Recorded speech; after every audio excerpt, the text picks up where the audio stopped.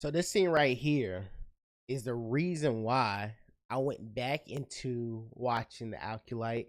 And to be honest, online there's a lot of misconceptions when it comes to this show.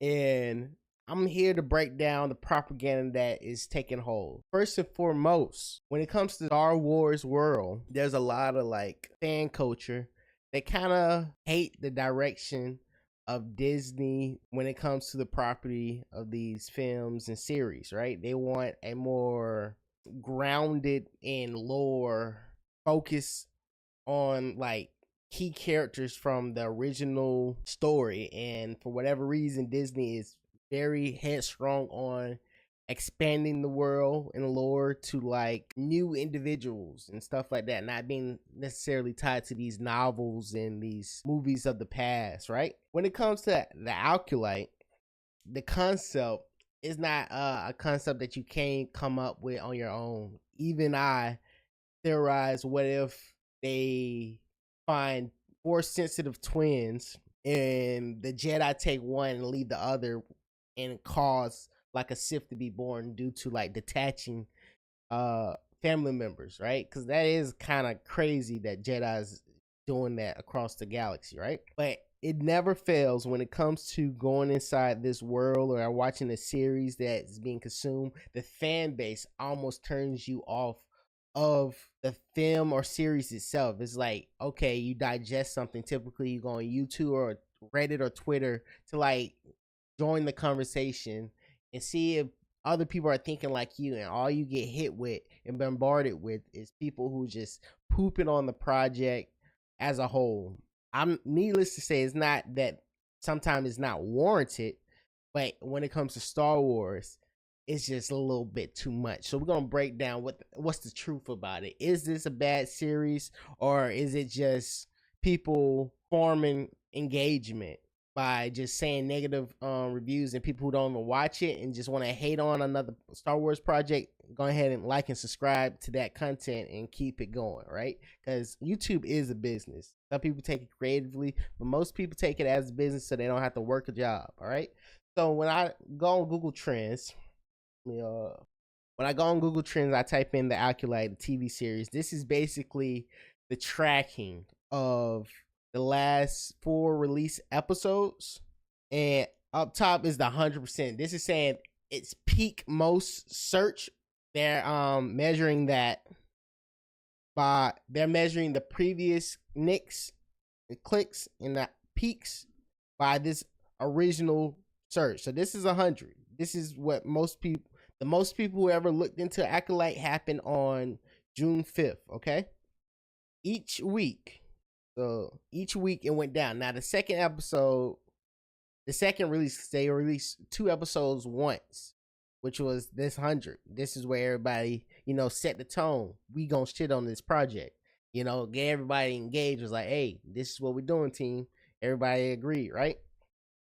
It went down to 45, but it went up 51 in this last episode, and even the haters are saying this is the best episode thus far. Seems like this is what made everybody like, okay, they putting in work. That caused it to go up just 1%. I believe today is Tuesday. I'm pretty sure an episode was released today. We're gonna see at the end of the day where it stands on as of right now. But while we're speaking about the Acolyte, the showrunner and writer, I believe, this lady right here, she looked crazy, but she started talking about the project and stuff like that. And this is coming from an article from Inverse, and we're gonna just break down what she says and seeing if like the fan base is kind of getting to her, or what is the goal in this series. As of right now, it seems like this is just a one and done series, unless a lot of love comes in the last few weeks. But I don't think a lot of love, I mean, it's possible. It depends really on tonight's episode and the episode of next week that really set the tone on, do we want to see the beginning of the Sith? It was all over Twitter that she is confirming that there's going to be 2 Siths in this series. And she was talking about the correlation of this character, who is I don't even know, the stranger, but his depiction is mirroring Ben Solo, Kylo Ren. All right. May is officially done with the stranger's pupil, potentially paving the way for her twin sister Osha. So it seems like Osha's gonna flip sides to the dark side, and May might flip sides to the light sides, causing that balance to still be in place, right? Um, in that same vein, there's a bit of Kylo Ren theme to play throughout this episode. You can speak to this connection, or is it something we have to wait to see? Oh, I wish I could. It is there on purpose, but I can't tell you why. I can't go into what it is, but you shall see. So she's teasing the fact that in the beginning of the Sith is connected to the latest depiction of the Sith, which was episode 9, following Ben Solo, Kylo Ren switching Ben Solo, etc., etc. Palpatine being there the whole time. So I know they have this one Sith, and you might consider me as a novice. I'm not that deep into the lore of Star Wars, but to my understanding, looking at Star Wars theories over the years and how he broke junk down, there's this one Sith that kind of was the grand pupa before Palpatine, and he's mad old. He been there for a while, and I think his name's Sidious or some crap like that. The original Sith, I don't know, but apparently they're gonna allude to that by the end of this season. I think they only have 8 seasons. It said we're officially more than halfway through the Acolyte first season. What can we expect from the final episodes? This is what she's saying about the final episodes. I would say all the dots are starting connecting. The synapses start firing, especially after the switch between mentors for episode 6 and going into episode 7 and 8. Switch between mentors. Okay, so they're gonna switch mentors. I do believe what's her name? May did not start that fire. I think the Jedi start the fire, which is gonna make the Jedis look kind of wonky. But the Jedi's been wonky. They're too pious, in my opinion. They're more action, more lightsabers. It got a lot of stuff that we already had, but if there's anything different about the second half of the season, it's darker. It gets increasingly more emotional, where we had to start big in the first half of the season 2. Again, build the world like here's where we are.